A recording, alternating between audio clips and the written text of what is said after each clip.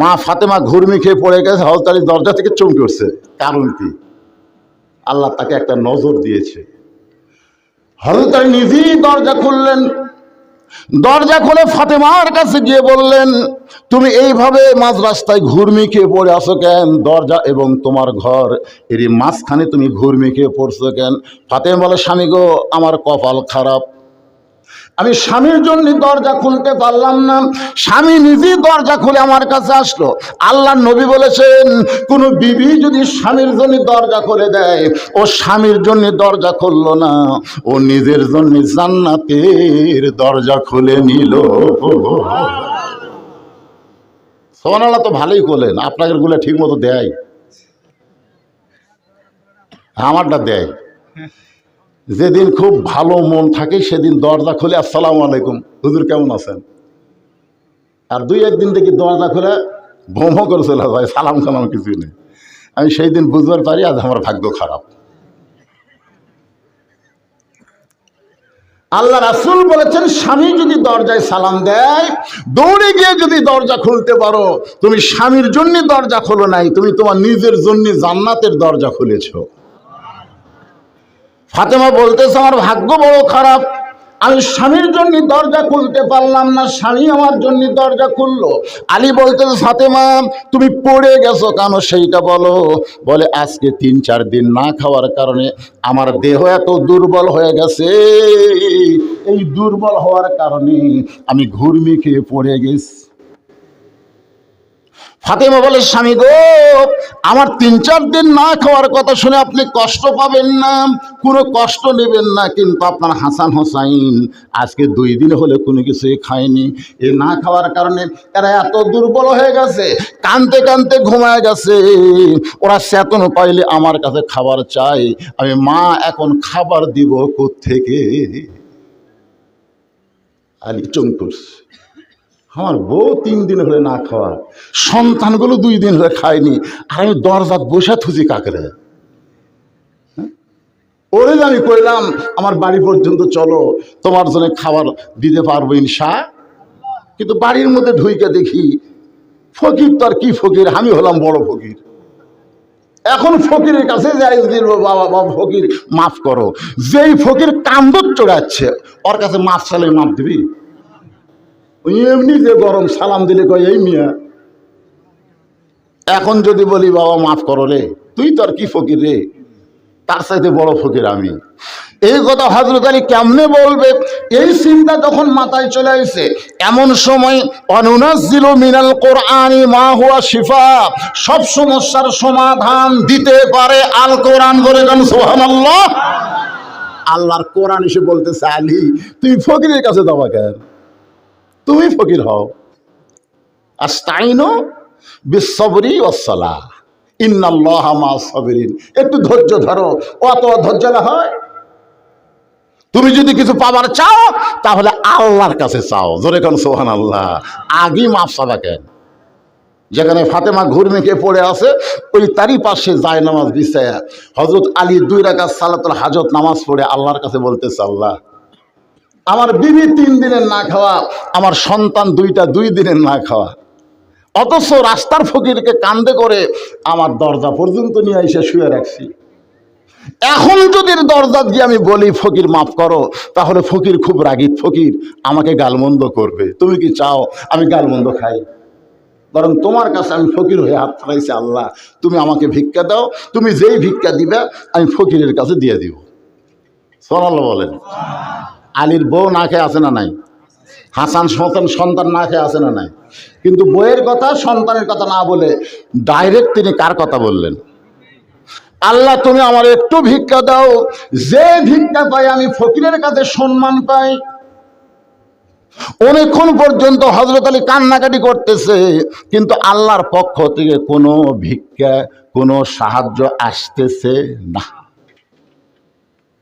ফিলিস্তিনের এক বোন একটা চিঠি লিখছে আমাদের কাছে, আপনারা দেখছেন? ফিলিস্তিনের এক বোন,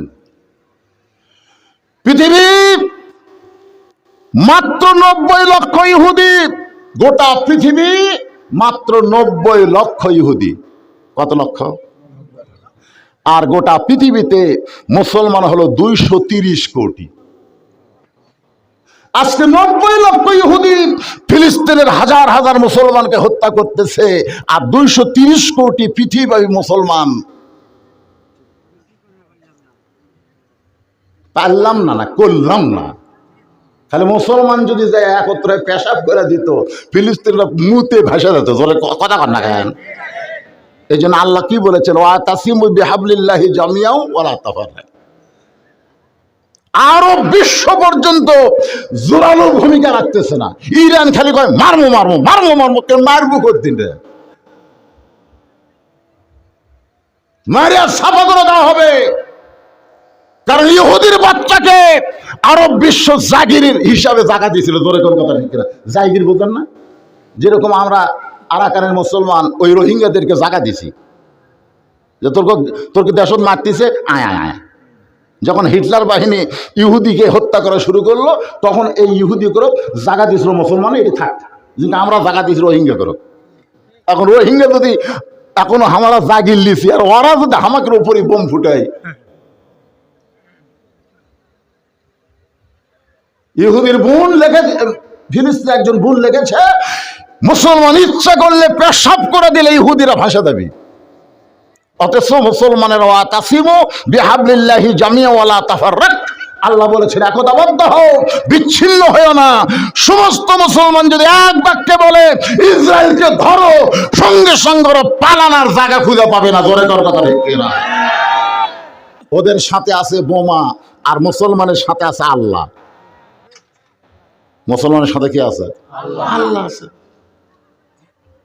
আল্লাহ ইচ্ছা করলে আগুনের চুলাকে শান্তির বাগান ইব্রাহিমের জন্য বানাবার পারে, পারে কি পারে না?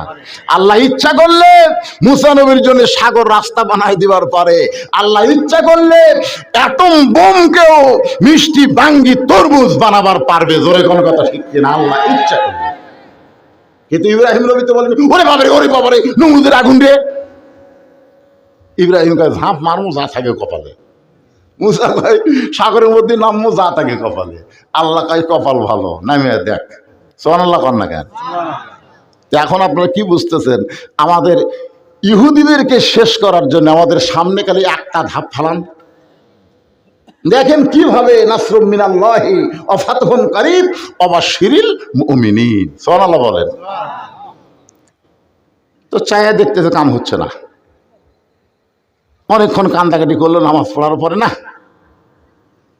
এমন সময় হযরত আলী বলতেছেন, আল্লাহ তুমি কোরআনে বলেছো আম্মা সাইলা ফালা তানহার, সাইলকারীর সঙ্গে খারাপ ব্যবহার করো না। এই কথা তুমি কোরআনে বলেছো, আর তোমার কথা বিশ্বাস করে আমি ফকিরকে কান্দে করে দরজা পর্যন্ত নিয়ে আইছি। সুবহানাল্লাহ। আল্লাহ তুমি বলেছ ফকিরের সঙ্গে খারাপ ব্যবহার করো না, আর আমি ফকির হইয়া তোমার কাছে ভিক্ষা চাই। তুমি যদি আমাকে ভিক্ষা না দাও, তাহলে বোঝা গেল তোমার ওয়াজ ভালো কিন্তু আমল নাই। আবার তুমি বলেছ লিমা তাকুলু মা লা তাফালুন, যে বলে একটা করে একটা, উনি হলো ভালো না। আমি ওয়াজ করি ভালো কিন্তু আমার আমল খারাপ। আমি কি মুনাফিক? জোরে কেন? আমি কি? কথা কর না কেন? আমি কি? তুমি ফকিরকে ভিক্ষা দিবার কইছো, আর আমি এখন বাড়ির মধ্যে ঢুকে দেখি আমার চাইতে বড় ফকির কেউ নাই, আর আমি ভিক্ষা চাচ্ছি, তুমি আমার দিচ্ছ না। তার মানে কি? তুমি ভালোই ওয়াজ করছো কোরআনে, কিন্তু তোমারই আমল নাই। বলতেছে কার? আল্লাহ। আল্লাহরে তুলছে বেকায়দায়। সুবহানাল্লাহ। সঙ্গে সঙ্গে আল্লাহ তাআলা জান্নাত থেকে এক টোপলা খাবার হযরত আলীর দুই হাতের মধ্যে দিয়া দিয়েছে। জোরে গান সুবহানাল্লাহ। দেয় না বলে, দেয় না বলে। মা যখন বলতেছে আমার দুইটা সন্তান বেশি আছে, আর আল্লাহর বাইতুল মুকাদ্দাস ইহুদিরা নাফাক করতেছে, এই দুইটা সন্তানকে চাইলাম, আল্লাহর মুকাদ্দাস চাই, বাইতুল মুকাদ্দাস চাই। আল্লাহ ওই মায়ের দোয়া কবুল করে ইহুদিদের কলিজার মধ্যে ভয় ঢুকে গেছে। জোরে কোন সুবহানাল্লাহ। সেই দিনে 33 জন ইহুদি মারা গেছে। সেই দিনই একটা মা তার দুটা সন্তানকে পাথর দিয়ে দিছে, যা, একটা 8 বছর, একটা 9 বছর, মার। সন্তান দুইটা তো ছোট, কিছু বোঝে না, মারছে ইহুদি। ইসরায়েলের সৈন্যদের ওদেরকে তো লাগেইনি, পাথর অন্যদিক চলে গেছে।